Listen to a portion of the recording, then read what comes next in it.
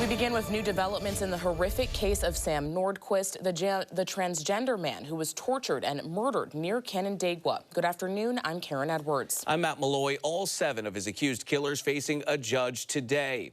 Nordquist losing his life to violence at the age of 24. The suspects accused of beating and torturing him for a month before his body was found in a field. He arrived in Ontario County from Minnesota last September and had been staying with the suspects. The 7 accused killers are Precious Arzwaga, Jennifer Quijano, Kyle Sage, Patrick Goodwin, Emily Motika, Kimberly Sosha, and Thomas Eves. Now the case drawing national headlines. 13 WHAM's Natalie Calzatoni bringing us the latest developments tonight. Natalie, good evening.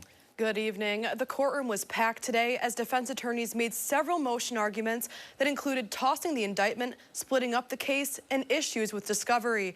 Multiple attorneys on both sides stated none of them have had a case as complex as this one.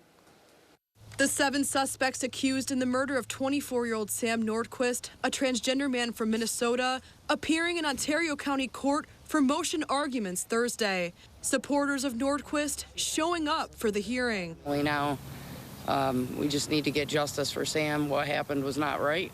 It was not ethical in any way. The suspects are accused of beating and torturing Nordquist. All 7 pleaded not guilty in March to several charges, including first-degree murder. In court Thursday, attorneys for the defendants filed several motions, including one to toss out the indictment due to a defective grand jury presentation.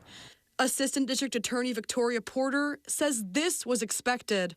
Nothing out of the ordinary there. They're just making specific arguments because in this particular case, there were many statements from obviously the co-defendants, which you all heard today. So the court will make a determination on that.